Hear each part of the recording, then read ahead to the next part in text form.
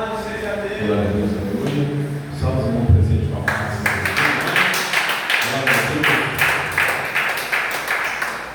Amados, mais um dia que Deus nos concedeu para nós expressarmos a gratidão de vida, a expressarmos a gratidão de poder mais um dia existir, mais um dia viver. Porque o salmista da Bíblia vai escrever na Bíblia Sagrada: eu me deitei, dormi, acordei, porque o Senhor me sustentou. Então, se estamos aqui, existe uma mão que nos sustenta. Então, se você acordou hoje, se você levantou, fez os seus afazeres, exerceu suas atividades, é porque a mão de Deus sustentou você. E se você chegou até aqui, é porque a mão de Deus também te trouxe aqui nessa noite. Então, por isso, devemos expressar a nossa alegria, a nossa gratidão, o nosso amor, o nosso louvor aqui a Deus em adoração, em oração, o nosso coração aberto e voltado. Então, por mais que sejam poucas pessoas aqui, mas eu acredito que aquele que não poderia voltar essa noite, ele não voltou e está presente, e esse alguém é o nosso Senhor Jesus Cristo. Por mais que esteja duas pessoas, mas se tem Deus, tem tudo ali, não voltou mais ninguém. Aleluia! Amados, aproveito e cumprimentar os que alguns irmãos estão em pé. Você que trouxe a Bíblia Sagrada, você vai abrir ela no livro de Gênesis, no capítulo 16 e no versículo 13. Glória a Deus. Iremos ler apenas esse versículo. Logo após nós estaremos fazendo uma oração, pedindo para que Deus possa trazer o esclarecimento da Bíblia Sagrada para nós. Porque a Bíblia Sagrada, no livro de Tiago, na epístola de Tiago, se não me falha a minha memória, está registrado: aquele que tem falta de conhecimento, peça a Deus, porque Deus dará de forma deliberada. Então, se volta para nós o entendimento, se volta para nós a compreensão, a absorção da palavra de Deus, Deus ele tem um entendimento para dar para nós. Então, acredito que Ele vai nos conduzir através desta palavra poderosa que está diante de nós. Gênesis no capítulo 16, no versículo 13, quem achou o texto bíblico, diga glória a Deus. Acredito que todos os irmãos acharam. Vamos ler apenas o versículo 13. Gênesis no capítulo 16, no versículo 13, que está registrado assim: ela chamou o nome do Senhor que com ela falava. Tu és Deus que vê, pois disse ela: agora olhei para aquele que me vê. Vamos mais uma vez frisar para que nós possamos entender. Versículo 13: ela chamou o nome do Senhor que com ela falava. Tu és Deus que me vê, pois disse ela: agora olhei para aquele que me vê. Vamos orar ao Senhor pedindo para que Deus possa trazer uma palavra abençoada para o nosso coração. Vamos interceder. Senhor Deus amado, Pai, Senhor querido, Senhor Jesus, nesse momento de oração, meu Pai querido, aqui, nesses pequenos segundos de oração, peço ao Senhor Jesus, ó Pai, para que o Senhor possa falar de uma forma profunda e maravilhosa. Não tenho eu autoridade sobre a tua palavra, mas a tua palavra tem autoridade sobre mim, meu Pai. Ô Senhor, fala, Senhor, nos dando direção, a instrução, meu Pai querido, a direção, meu Pai, do nosso coração, Senhor, de alguma forma que nessa noite possa ser tocado, Senhor, pela tua presença, possa ser tocado, meu Pai, pelo teu Espírito, ó Pai querido, para que nós possamos sair daqui cheios, meu Pai, de uma palavra de vida, de uma palavra de esperança e de uma palavra de vitória em nome do Senhor. Pode tomar teu assento, você vai soltar aquelas palmas bem alegre, que alegra o coração de Deus. Aleluia.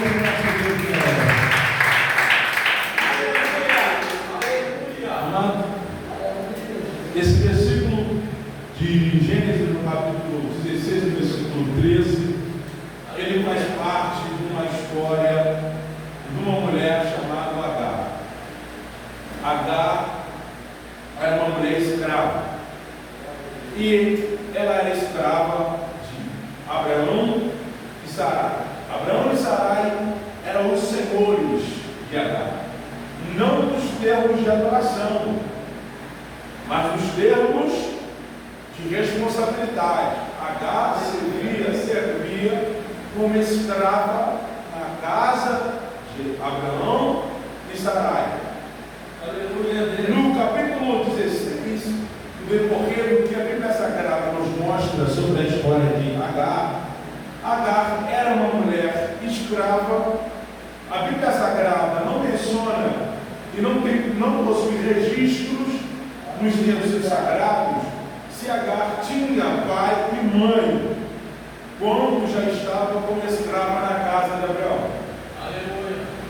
A Bíblia Sagrada nos mostra uma mulher que, além de escrava, ela não tinha nenhum propósito mais de vida, porque Agar já tinha aceitado que o seu destino e a sua vida veio apenas para servir e resumiria apenas na escravidão.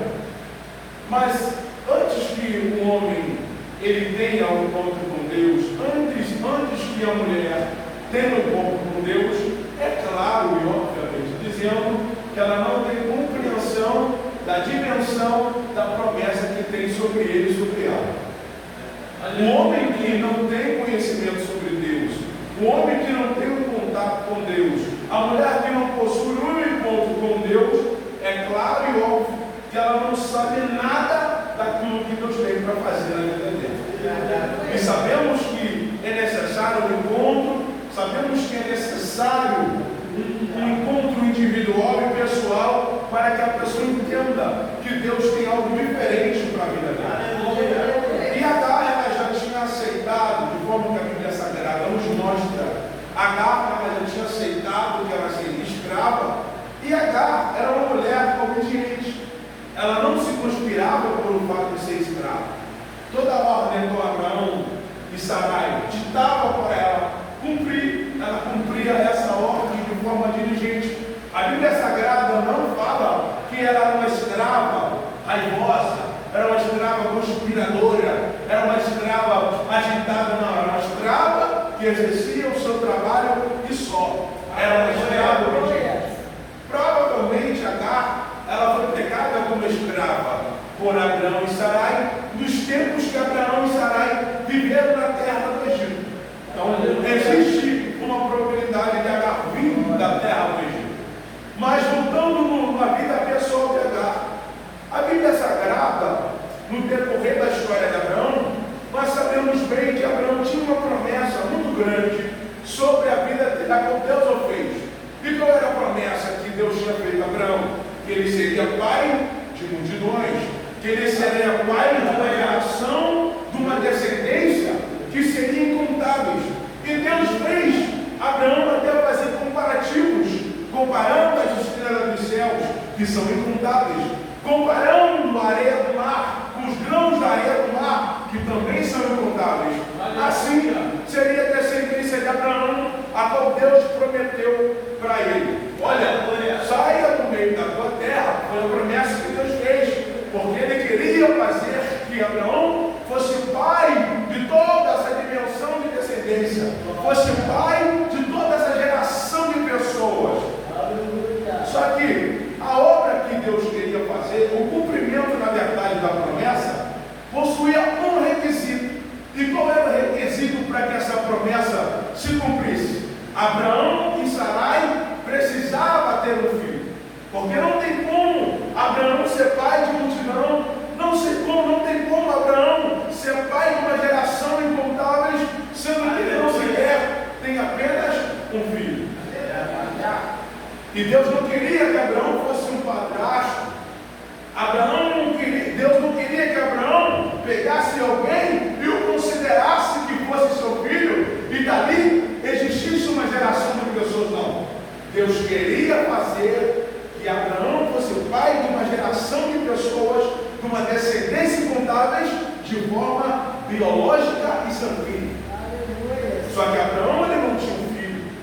E além de Abraão não ter um filho, que era o requisito, Sarai, a sua mulher, era estéril. Ela possuía a madre fechada. E a Bíblia Sagrada, tendo Abraão essa promessa sobre ele vê a necessidade de ter um filho. E Sarai, sua mulher, sabendo da sua esterilidade, sabe que Abraão precisa ter um filho para que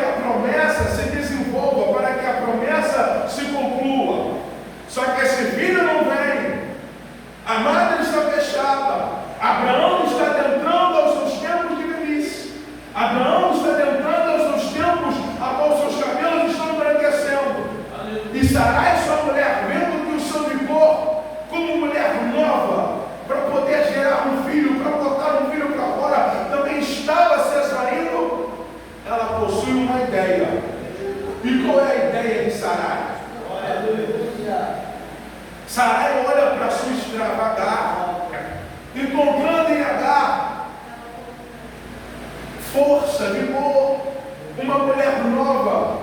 E a Bíblia Sagrada diz que Sarai vai ter uma ideia: já que eu não posso gerar filhos, a minha criada pode. Já que eu não posso gerar um filho para o meu marido Abraão, por causa da promessa, mas a minha escrava pode gerar um filho. Eu sou estéril, mas a minha escrava criada não é estéril.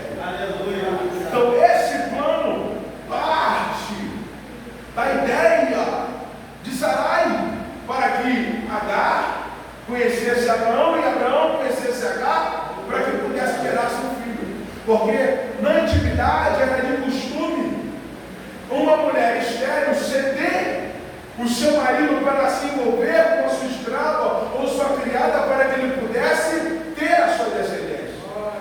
Nos tempos arcaicos antigos, nos textos sagrados, no Velho Testamento, era de costume mulheres estéreis que não podiam gerar filhos ceder o seu marido para que pudesse ter filho com outra mulher, já que ela não podia gerar filhos. E foi uma ideia que parte de Sarai. Eu estou fazendo toda a introdução para que os irmãos tenham um entendimento depois. Então parte do ponto onde Sarai tem a ideia, leva essa ideia a Abraão, chega numa conclusão que está tudo bem. E a Bíblia Sagrada diz que Abraão conhece Agar e Agar engravida de Abraão. Só que agora, com a gravidez de Agar, gera-se um conflito, gera-se um problema, porque a Bíblia Sagrada diz que começa a se sobressair uma autoridade, uma falta de respeito, vamos dizer assim, da parte de Agar, porque Agar já não começa a tratar a sua senhora de forma devida como era antes. Pelo fato da sua senhora não poder gerar filhos e ela, Agar, poder gerar filhos, Agar agora começa a achar que possui autoridade também, porque acha que a sua senhora tem inferioridade. E a Bíblia Sagrada diz que Agar já não começa a tratar a sua senhora com devido respeito, com devida honra, com devido caráter, a qual era. E a Bíblia Sagrada diz que a sua senhora um dia estressada, conjecturando aqui, ela vai falar com Agar de forma mais forte. E Agar vai sentir aquele peso, aquela ignorância, porque Agar já começa agora meio que se conspirar contra a sua serva, e sua serva, sabendo que aquilo era inaceitável, ela leva essa questão até Abraão, explicando a situação de Agar, está me desrespeitando. Agar não está me obedecendo, por causa dessa gravidez, Agar, ela está me desrespeitando, não quer me obedecer mais. Então, Abraão vai dizer para ela: olha, ela é sua criada, ela é sua escrava, ela está nas tuas mãos, faça tudo o que você tem que parecer, faça tudo o que você quiser com a sua escrava.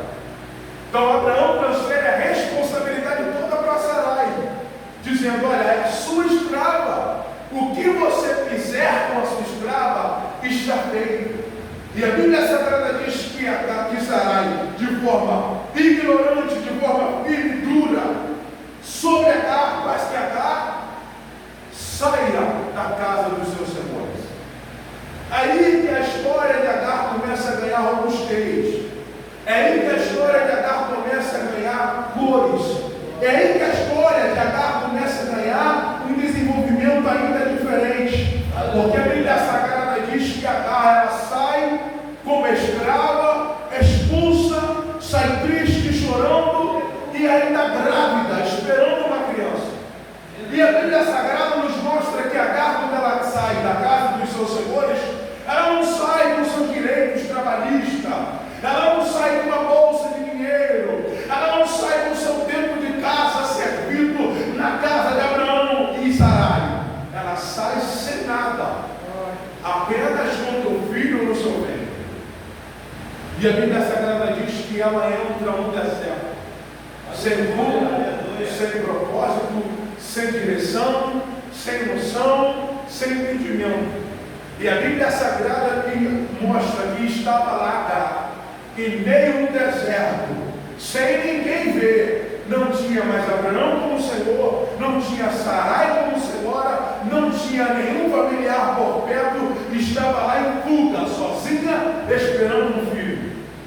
E a Bíblia Sagrada nos mostra que toda a vulnerabilidade de Agar, toda a fraqueza de Agar, todo o conflito de Agar é posto para fora, na fuga que ela cometeu, no momento onde Agar estava no cenário, que poderia ser um cenário que ela poderia morrer, no deserto, com um filho no seu ventre, Foi o cenário que Deus aparece para Agar. Foi o cenário onde o Senhor aparece para Agar e pergunta para Agar o que ela estava fazendo naquele deserto. Porque no momento de vulnerabilidade, no momento da fraqueza, no momento que parece que não tem nenhuma porta aberta, no momento que parece que nada diferente vai acontecer, é aí que Deus desdobra a sua história. É quando Agar achou que o seu destino, achou que a sua vida já tinha virado um carrasco, é aí o momento que a promessa chega na vida de Agar. Aleluia! Glória a Deus! Oh glória! E a Bíblia Sagrada diz que Deus indaga Agar. O Senhor indaga Agar perguntando o que ela estava fazendo. E ela explica para o Senhor toda a situação que ela sofreu, pelo fato de ser escrava e pelo fato de ter gerado um filho, e desrespeitou a sua senhora, e de forma repentina e ignorada colocou-se em fuga, e caiu naquele deserto sem rumo, sem propósito, sem direção. Mas o Senhor aparece no exato momento onde Agar não tem direção. Deus aparece no exato momento onde Agar não tinha propósito para colocar propósito. Deus aparece no exato momento onde Agar achou que ia morrer, que iria padecer sendo escrava. Deus, no meio do deserto, começou a trazer para a vida dela uma honra. Porque Deus é costumeiro aparecer em cenários improváveis, trazendo resposta de vitória e alívio. Deus é especialista em aparecer em cenários aonde a gente acha que não vai acontecer absolutamente nada. Deus ele é especialista em trazer palavras de vitória sobre palavras de derrotas. Deus é o Deus de trazer reconstrução aonde tudo estava desconstruído. Deus é o Deus que traz vida onde há morte. Deus é o Deus que traz felicidade onde tem tristeza.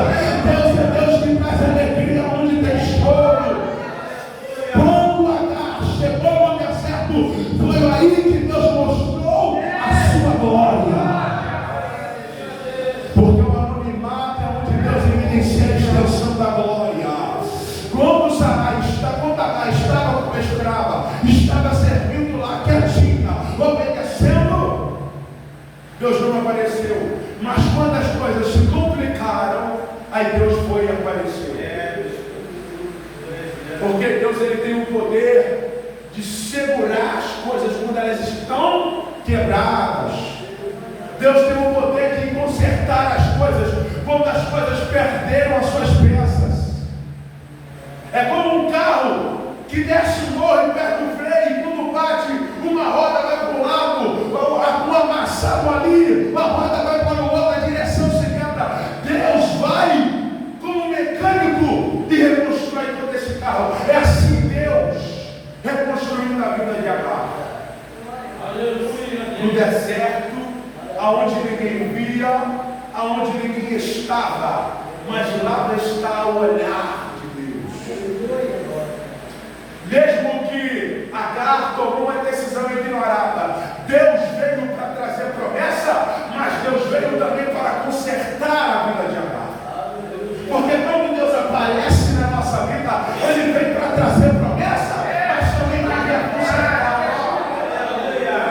Quando Deus aparece, Ele aparece também para consertar as coisas. E quando Deus conserta as coisas,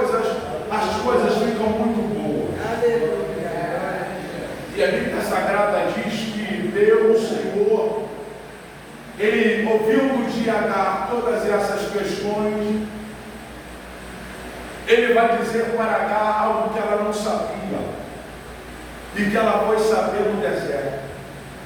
No momento da maior vulnerabilidade de Agar, foi onde ela entendeu e soube da extensão da promessa de Deus sobre ela. Porque Deus, mesmo Ele vendo que o seu cenário não é favorável, mesmo Ele vendo que o seu cenário não colabore com a sua vitória, isso não interfere na promessa que Ele tem sobre você. E quando aparecer a sua maior vulnerabilidade, pode ter certeza que Ele será o teu suporte, que Ele será o teu recurso, que Ele será a tua porta, que Ele será a tua fonte de água, que Ele será o teu pão.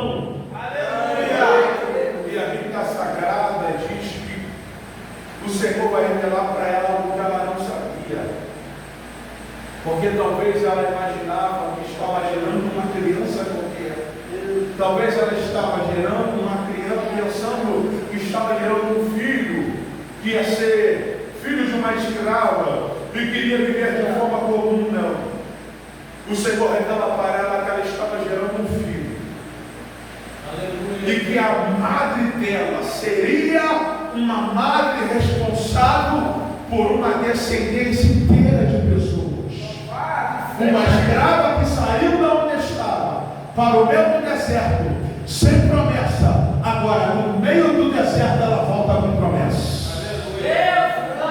Porque há lugares que você, na verdade, há momentos que você vai achar que lá Deus não irá lhe abençoar, é de lá que você virá abençoado. É no lugar que você acha que você não vai colher nada, é o lugar que Deus já marcou, no lugar que você irá colher. O lugar que você iria padecer, desse lugar Deus vai construir uma marca, desse lugar Deus vai construir uma história, e desse lugar Deus vai fazer promessas. Porque o deserto, Pai, é onde nós mostramos toda a nossa vulnerabilidade. Estamos sozinhos, estamos fracos, estamos padecendo, mas aí é Deus que mostra a sua força. O irmão Tatar estava na casa dos seus senhores, com pessoas perto dela, Deus não apareceu. Mas quando ela olhou para o lado e não viu ninguém, aí Deus mostra que estava contemplando ela. Só que Deus já estava vendo ela desde quando ela estava na escravidão. Deus estava vendo ela desde quando ela estava lá na casa de Sarai e Abraão. Mas Deus estava esperando um momento propício para abençoar, para chegar com uma promessa na vida de Agar. E a Bíblia Sagrada diz que o anjo do Senhor revela para Agar que no ventre dela estava gerando alguém, que esse alguém seria pai de Ruth também. E a Bíblia Sagrada diz que esse filho, até Deus revelou o nome para Agar, botaria o nome do filho de Ismael. E a Bíblia Sagrada diz que esse Ismael, essa criança, seria forte como um jumento. A mão dele seria contra a mão de todos, e a mão de todos seria contra a mão dele. Ele seria como um jumento no meio dos homens, porque seria um homem forte. Aleluia. Porque da vulnerabilidade, da fraqueza, da pequenez, da insignificância, da improbabilidade, Deus traz coisas grandes. Quem olhava e falava, olha, alguém vai ser mãe de um homem que será forte como um jumento, e a mão dele será contra todos, a mão de todos contra a mão dele. Todos poderiam falar qualquer outra mulher, menos aquela mulher escrava chamada Tatar. Mas mesmo que alguém não escolhesse Agar para ser mãe de Ismael, Deus já tinha designado Agar, mesmo sendo escrava, para ser mãe de alguém que seria promessa. Porque Deus não olha para o cargo profissional, pela origem da família. Deus olha para a história e determina: esse é meu escolhido, esse eu quero fazer coisas grandes. Esse é meu escolhido e esse eu quero fazer coisas grandes. Ah, meu Senhor, mas eu possuo muitas interioridades, eu possuo muitas características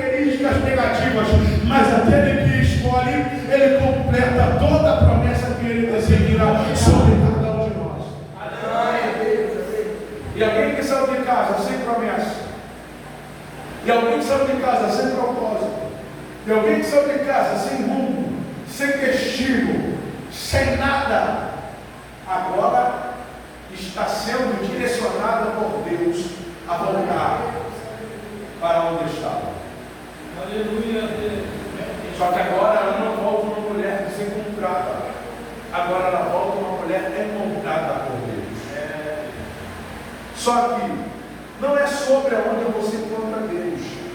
É sempre aonde Deus te encontra. Porque quando Deus te encontra, Ele te marca. Porque quando Deus ele encontra você, Ele marca. Quando Agar viu que teve um encontro com Deus, com o Senhor, ela logo mesmo vai expressar uma alegria. E foi no versículo 13 que lemos, quando ela vai dizer: Tu és Deus que me vê. Pois aquele, agora, ó, Deus, ela disse, ela chamou o nome do Senhor, que com ela falava: Tu és o Deus que me vê. Pois disse ela: Agora olhei para aquele que me vê. Agar foi a mulher que chamou o Senhor de El-Roi, o Senhor que me vê. Porque agora olhei para aquele que me vê. Porque todas as vezes que você ouvir a palavra Deus El-Roi, o Deus que me vê, agora tu lembrarás de Agar, e quando pensava que Deus não havia visto, e quando pensava que Deus não havia, agora ela expressa alegria dizendo: Olhei para aquele que me vê. El-Roi, o Deus que me vê. Ela expressa alegria porque ela sabe que agora ela encontrou alguém que mudará todo o contexto de sua vida. E a Bíblia Sagrada vai dizendo que Deus direciona ela, porque ela não tinha. Quando ela sai de casa, ela não tinha propósito, ela não tinha direção, ela não tinha rumo, ela não tinha promessa. Mas quando ela mostra em meio ao deserto uma vulnerabilidade, aí é onde Deus aparece no cenário. No cenário improvável, no cenário de perda, no cenário de lágrimas, no cenário de choro, foi aonde Deus apareceu. Porque, como eu disse, Deus é o Deus de reconstrução. Aleluia. Porque tem lugar que não é nem para você sair de lá, mas acontece algo que automaticamente você entenda: Deus sai daqui, mas é nesse lugar do sofrimento, é o lugar onde Deus marcou para fazer história. É nesse lugar que você quer sair, é onde Deus está dizendo: eu te coloquei aí, e daí você irá colher frutos. Porque, como eu disse, o cenário improvável não interfere na promessa liberada sobre você. O cenário improvável não interfere na promessa de Deus sobre você. Louvado seja Deus. E a Bíblia Sagrada diz que, vou ressaltar que quando há esse encontro, a Bíblia Sagrada diz que o encontro com Agar, o encontro com o Senhor, aonde o Senhor encontra Agar, Aleluia. tinha uma fonte de água. E aquele lugar ficou chamado de Ber-la-Roi. Está entre Cádiz e Bereque. Só que é como eu tinha dito para os irmãos aqui, que não é aonde você encontra Deus, mas sempre é onde Deus te encontra que as coisas mudam. Não é que se eu encontrar Deus as coisas não mudam, não é isso que eu estou dizendo. Eu estou dizendo que quando Deus te encontra, Ele te marca. Porque quando você olha para Moisés e vê Moisés apacentando as ovelhas do seu sogro Jetro, ele chega no Monte Carmelo, e a Bíblia Sagrada diz que ele vê aquela sarça ardente que pegava fogo e não se consumia. E quando Deus delibera uma voz poderosa de dentro da sarça, pedindo para que ele tirasse a sandália dos pés dele, porque a terra era santa, e revela o propósito e o projeto de trazer o povo cativo em liberdade, nunca mais Moisés foi o mesmo. Porque Deus o encontrou. Porque Deus encontrou ele. Não foi ele que encontrou Deus. Deus o encontrou e marcou. E no Monte Carmelo foi o lugar que marcou a vida de Moisés, porque foi o início de toda uma de libertação do povo cativo. E nós podemos ver que isso muda o contexto, porque quando Deus mostra, quando Deus chega, Ele chega para colocar as coisas no seu devido lugar e para trazer uma marca. E a partir do momento que Deus encontra você, você nunca mais será o mesmo. Mesmo que você vá para outro lugar, mas você agora está marcado pela presença de Deus. Deus colocará em você uma cicatriz. E você, aonde você for, você vai lembrar um dia que eu encontrei Deus. Na verdade, Deus me encontrou. Porque eu e você só estamos aqui porque Deus encontrou a mim e encontrou você. Porque nós estávamos perdidos. Se não fosse Deus para ir nos encontrar, quem iria nos fazer livre de todo esse processo doloroso a qual Cristo sofreu por mim e por você? É sempre quando Deus encontra, as coisas são diferentes. Mesma coisa na vida de Paulo. Não foi Paulo que encontrou Deus, mas Deus encontrou Paulo. E alguém que era perseguidor, alguém que era opressor da igreja, depois que Deus o encontrou, nunca mais foi o mesmo. Aleluia. Porque agora Deus colocou nele uma marca. E ele agora não seria mais para ele, agora ele viveria para a glória de Deus.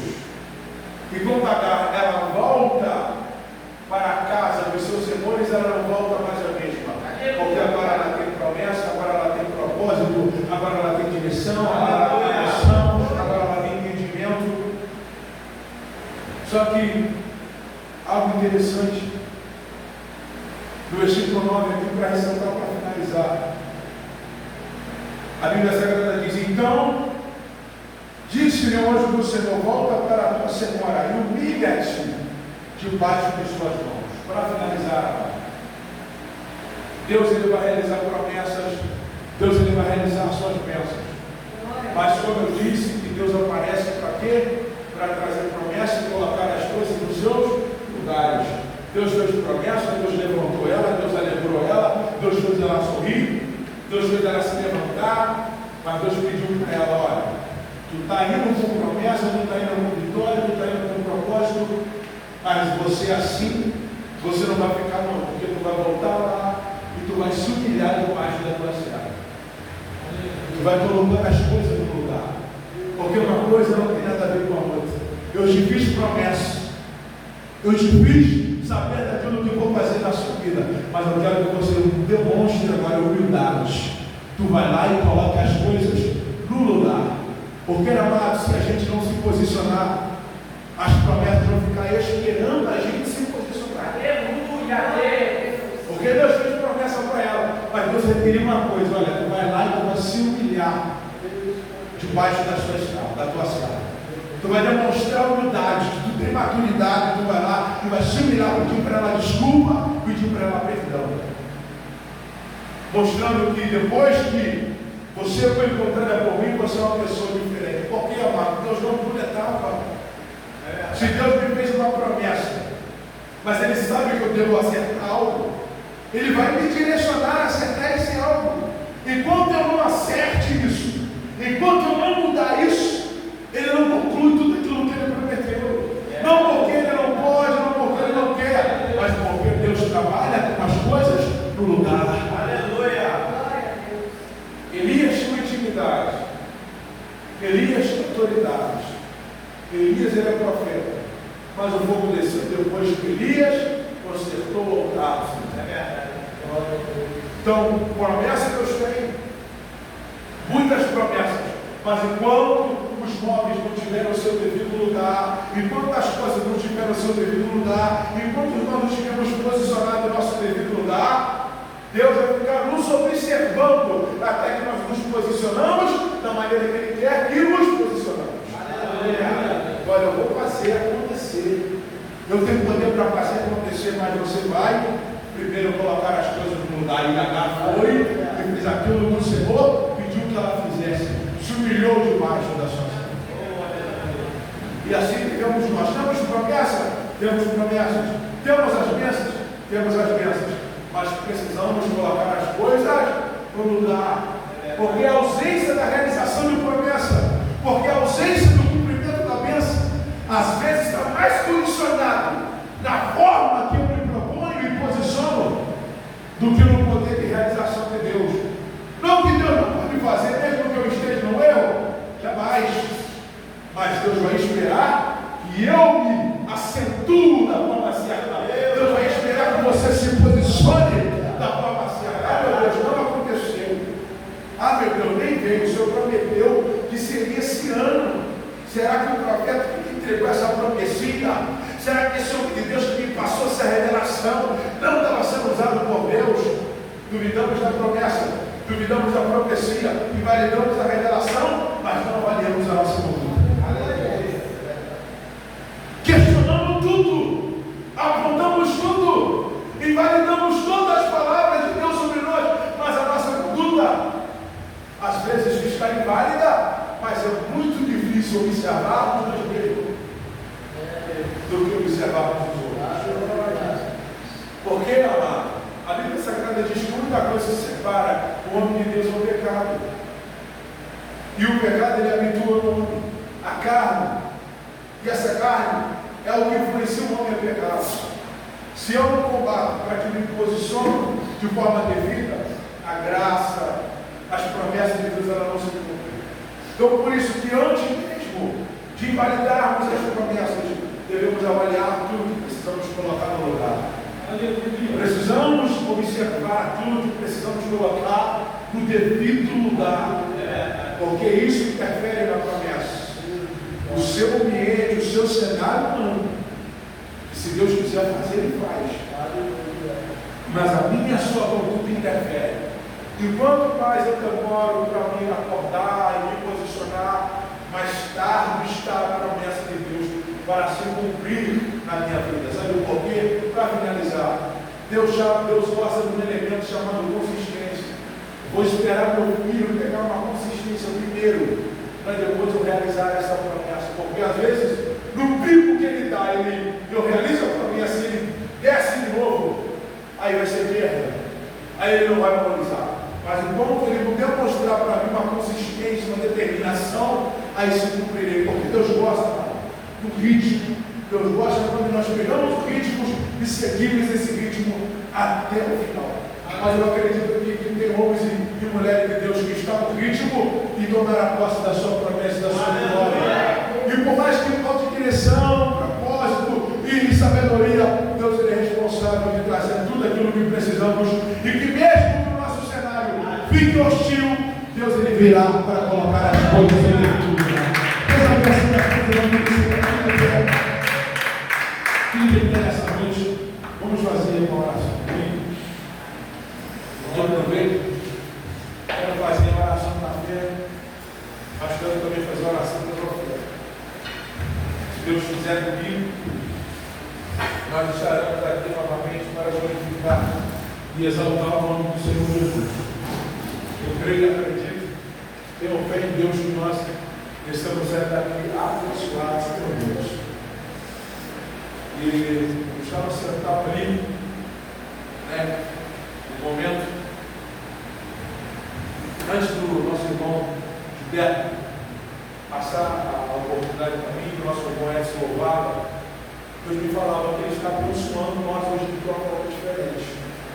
Há um presente de Deus sobre a nossa vida aqui hoje. Eu não sei que presente Deus vai te dar, mas Deus me falava que Ele vai dar um presente para cada um. Amém, Jesus. Hoje Ele abençoou de forma diferente, amado. Porque Deus gosta do sacrifício, Deus gosta da entrega. Deus gosta. É no dia que ninguém quer ir, é na hora que ninguém quer ir, é no dia que ninguém quer, é no dia que ninguém vai, é o dia que você está lá buscando a promessa. É no dia que ninguém quer fazer, é o dia que você quer fazer. É no dia que ninguém quer ir, você vem. É como eu sempre levo no meu coração.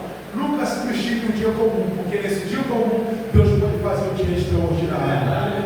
Então Deus me falava que Ele está abençoando a vida de cada um aqui de forma especial nessa noite. E vocês tomarão posse de vitória e posse de glória. Amém. Vocês tomarão posse de Deus. Amém, Jesus. E Deus manda dizer mais: entregue sacrifício, entregue os seus esforços, entregue a sua dedicação, entregue a sua determinação, que Ele vai trazer recompensa. Amém. Ele está observando, ele está analisando, ele está vendo, ele está contemplando. Não está nada passando desapercebido. Não está nada passando batido. Deus tem observado tudo. Cada um de nós, Deus tem observado. Então Deus está nos abençoando hoje. Amém. Por estar aqui para exaltar e glorificar o nome dele. Nós estamos tomando posse de vitória e de bênção em nome do Senhor Jesus. Nós vamos orar nessa noite. Oração da fé, oração das ofertas. Você que trouxe o seu voto, você que trouxe a sua oferta, você vai orar nessa noite com fé, pedindo a Deus para que possa visitar a sua casa, visitar o seu lar, visitar a sua família, os seus projetos, o seu plano, para que Deus possa concluir todas as bênçãos. Vamos orar? Senhor meu Deus, Senhor meu Pai, Senhor querido, nessa hora de oração, meu Pai querido, te agradecemos, ó Pai,